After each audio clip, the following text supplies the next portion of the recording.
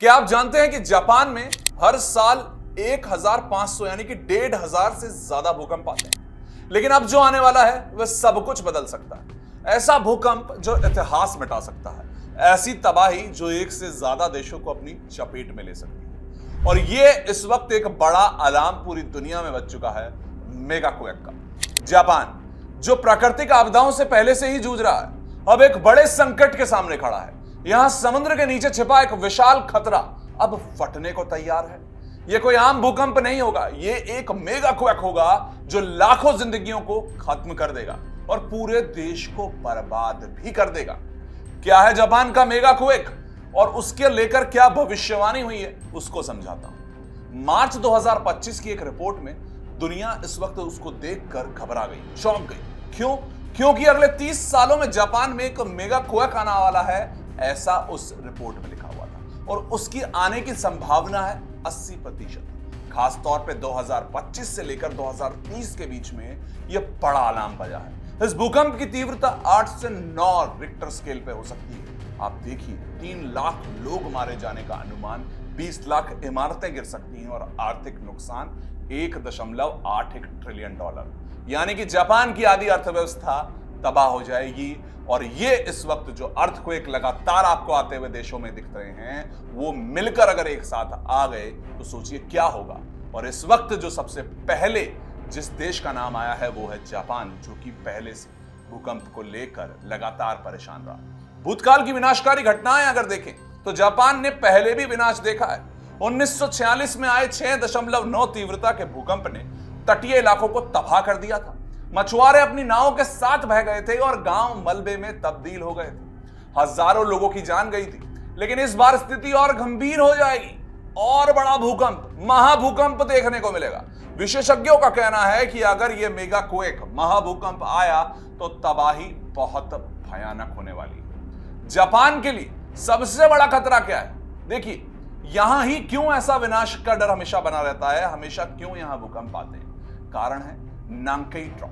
नांकाई ट्रॉफ कोई आम fault line नहीं है, यह दुनिया की सबसे खतरनाक भूकंपीय सीमाओं में से एक है। समुद्र के अंदर की बात बता रहा हूं। यहां 2 विशाल टेक्टोनिक प्लेटें, फिलिपिनो सागर प्लेट और यूरेशियन प्लेट, आपस में टकराती हैं। आसानी से समझें तो ये प्लेटें बहुत धीमी गति से हर साल सिर्फ 4-5 सेंटीमीटर सरकती हैं, लेकिन यह टकराव दशकों तक दबाव बनाता रहता है। चलिए, जैसे कोई विशाल स्प्रिंग को धीरे धीरे दबा रहा होता है ना, और फिर वो अचानक छूट जाता है, बस वही ऊर्जा विनाशकारी भूकंप के रूप में निकल जाती है, जैसा कि इस वक्त जापान में नजर आ रहा है।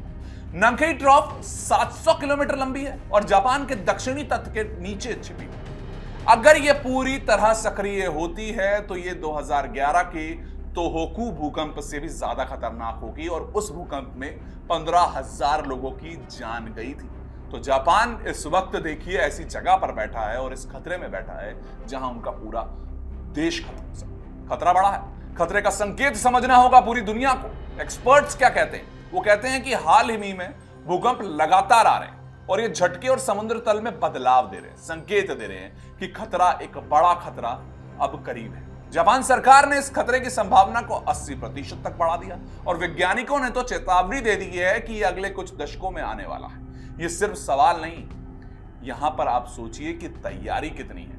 ये इस वक्त सभी देशों की बात है जो भूकंप आते हैं और देश बर्बाद होते हुए नजर आ रहे हैं। म्यांमार की भी बात कर रहा हूं, आगे भी बताऊंगा आपको कौन से देशों में आए। तो ये जापान तक सीमित नहीं है, दुनिया भर में देश अपने भूकंपीय खतरों से जूझ रहे। नेपाल, टर्की, म्यांमार, हाल ही में आए भूकंपों ने लाखों परिवारों को उजाड़ दिया था। क्या हम इन त्रासदियों से कुछ सीख रहे हैं या इन्हें नजरअंदाज कर रहे हैं? ये सवाल उठता है। सरकारों को भी सोचना इसमें पड़ेगा ही। याद कीजिए 2015 का नेपाल का भूकंप, 8.1 तीव्रता के इस झटके ने 9,000 लोगों की जान ले ली। उसके बाद फिर आया था काठमांडू की ऐतिहासिक इमारतें मलबे में बदल गई और पहाड़ी गांवों तक पहुंचने में हफ्तों लग गए थे। तो सोचिए अगर इस तरीके का भूकंप अगर आता है तो किस तरह की स्थिति भारत में बनाए। भारत की बात भी बताता हूं, लेकिन पहले टर्की के भूकंप की बात करता हूं जो 2023 में आया। वो 7.8 के आसपास का था और उसमें दोहरे झटके थे, आफ्टर शॉक भी थे। 60,000 लोगों के आसपास जान चली गई, पूरा शहर तबाह हो गया था और इस वक्त वो लोग गुहार लगाते रह गए, लेकिन आज भी वो वापस अपनी जिंदगी में नहीं लौट पाए। म्यांमार अभी 2025 में आया 7.7 तीव्रता का भूकंप, 2000 से ज्यादा लोग दफन हो गए वहीं पर जहां वो थे। कमजोर इमारतों और सीमित संसाधनों ने तबाही को इतना ज्यादा बढ़ा दिया क्योंकि तैयारियां नहीं थी। ये सिर्फ आंकड़े नहीं, ये चेतावनियां हैं कि प्रकृति का इस वक्त प्रकोप किसी एक देश तक सीमित नहीं। भारत में भी हिमालयी क्षेत्र और पूर्वोत्तर जो राज्य हैं उनमें भूकंपीय खतरा बढ़ा हुआ है हमेशा से। क्या हम तैयार हैं? क्या भारत तैयार है? क्या हमारे ये राज्य तैयार है, या सिर्फ इंतजार कर रहे हैं कि अगली बारी भूकंप आएगा तो उसके बाद क्या करना? क्या भारत को डरना नहीं चाहिए? ये खतरा सिर्फ जापान तक नहीं है, बार बार ऐसा दोहरा रहे हैं। भारत भी एक बड़े भूकंप के खतरे में है। हिमालय क्षेत्र और पूर्वोत्तर राज्य भूकंपीय जोन 5 में आते हैं। जोन अलग अलग बने हुए हैं और जहां 8.1 तीव्रता तक का भूकंप आ सकता है। राज्य जानना चाह रहे होंगे आप? दिल्ली, उत्तराखंड, हिमाचल, असम, बिहार, सिक्किम और पूर्वोत्तर भारत के इस वक्त जो राज्य है ना, उनके आसपास का इलाका है, वो बड़े खतरे में। नेपाल में जो भूकंप आया था उसने 9,000 लोगों की जान ली थी। अगर ऐसा ही झटका भारत में आया तो क्या हम तैयार हैं कि नहीं है? ये सवाल मैंने एआई से भी पूछा।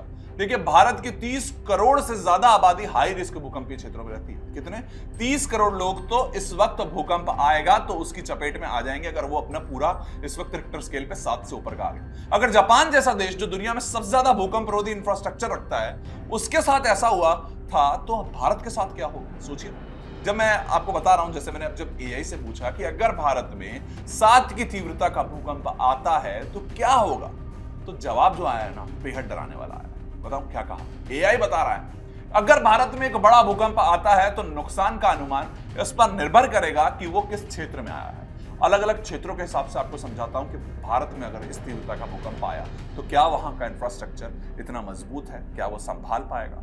संभावित भूकंप से नुकसान का जो अनुमान है, सबसे पहले हम दिल्ली का उदाहरण लेते हैं। अगर दिल्ली में 7 से ऊपर की तीव्रता का भूकंप आता है, दिल्ली एनसीआर में, तो जो जनहानि है वो 2 से 5 लाख मौतें हो सकती हैं, ऐसा यह बता रहा है, क्योंकि घनी आबादी है और इमारतें जो हैं वो बहुत कमजोर हैं। आर्थिक नुकसान जो होगा 10 से 20 लाख करोड़ का होगा अगर दिल्ली में भूकंप आता है 7 की तीव्रता से ज्यादा का रिक्टर स्केल। इंफ्रास्ट्रक्चर का नुकसान, 40% इमारतें गिर जाएंगी, मेट्रो और सड़कों को भारी नुकसान होगा।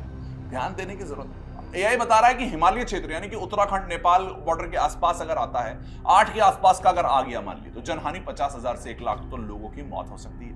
आर्थिक नुकसान 5 से 10 लाख करोड़ का हो सकता है। और उसके बाद बाढ़ और भूस्खलन यानी कि हिमालय जो ग्लेशियर्स होते हैं ना, वो पिघलने से बाढ़ का खतरा बढ़ जाएगा और फिर ना जाने कितने लोग उसकी चपेट में आ जाएंगे, ना जाने कितनी जिंदगियां उसकी चपेट में आ जाएंगी। गुजरात के भुज को कैसे भूल सकते हैं, उसका उदाहरण भी हमने एआई से पूछा। एआई कहता है कि जनहानि जो होगी अगर 7 से ऊपर की तीव्रता का आया तो 20,000 से 50,000 लोगों की मौत हो सकती है। आर्थिक नुकसान 1 से लेकर 5 लाख करोड़ रुपए तक का हो सकता है अगर भुज में वापस से उसी तरीके का एक भूकंप और देखने को मिल गया।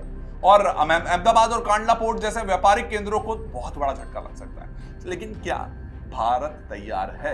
सबसे बड़ा खतरा तो देखिए ना, मैं मुंबई और कोलकाता को बताऊं, अगर बहुत प्लेनली अगर आप समझे तो समुद्री भूकंप आएगा तो सुनामी का खतरा भी होगा, जिससे 10 लाख से ज्यादा मौतें, 30 से 50 लाख करोड़ का नुकसान आपको नजर आएगा। अर्ली वार्निंग सिस्टम और मजबूत निर्माण मानकों की कमी से नुकसान और ज्यादा बढ़ जाएगा। यही मैंने जो बताया, जिनकी तैयारी करनी है वो अभी तो नहीं है और उससे नुकसान और बढ़ जाएगा। क्या किया जा सकता है? जापान जैसी भूकंप रोधी इमारतें बनानी पड़ेंगी, बिल्कुल बनानी पड़ेंगी। बहुत जगह पर बनी भी है, जहां पर नहीं बनी है, लेकिन हमारे यहाँ पुराना इंफ्रास्ट्रक्चर आज भी, हमारी उम्र 75 साल है, आप जानते ही होंगे। अर्ली वार्निंग सिस्टम और आपदा प्रबंधन को मजबूत करना है। भूकंप सुरक्षा जागरूकता बढ़ानी पड़ेगी। आप और मेरे को पता होना चाहिए भूकंप आए तो क्या होगा और क्या हम जिस जगह पर रह रहे हैं क्या वो भूकंप रोधी है कि नहीं है। आपने कभी पता लगाने की कोशिश की? करिए। अगर अभी ध्यान नहीं दिया तो भारत में एक बड़ा भूकंप ऐतिहासिक तबाही ला देगा और इसी को तो हमें समझना है। यह महाभूकंप जो जापान से उठकर आ रहा है, हम इस वीडियो को बनाकर यह बताना चाह रहे हैं कि भारत क्या तैयार है, आप क्या तैयार है। यह सिर्फ एक संभावना नहीं है बल्कि हकीकत है। जापान हमेशा से भूकंप की तैयारी में आगे रहा। चेतावनी प्रणालियां हो, निकासी योजनाएं हो, जापान की पहचान है। लेकिन सवाल फिर भी यही होता है, क्या ये उपाय इस वक्त पर्याप्त होंगे कि नहीं होंगे? भारत कितना तैयार है? आप जहां रहते हैं, जिस सोसाइटी में आप, जहां पर आपका घर है, जिस गांव में, क्या वहां पर उसकी तैयारी है? रिक्टर स्केल पे जो इस वक्त पैमाने आते हैं वो बढ़ते जा रहे हैं। कभी आया करते थे 2.4 के, कभी आया करते थे 4.2 के। अब कितने आ रहे हैं? अब 6.2 के आ रहे हैं, अब 7 के आसपास पहुंच सकते हैं। वैज्ञानिक कह रहे हैं कि बहुत बड़े भूकंप आ सकते हैं, एक साथ भूकंप आ सकते हैं, महाभूकंप आ सकता है। तो उसकी तैयारियां बहुत जरूरी हैं और उससे डर कर रहना बहुत जरूरी है। कोविड का आपने सोचा था प्राकृतिक आपदा ही मान लीजिए ना आप उसको, लेकिन जब आपदाएं आती हैं तो क्या करना है ये किसी को समझ नहीं आता। इसीलिए आज से ही हमें इसको लेकर कुछ ना कुछ कदम तो उठाने ही होंगे।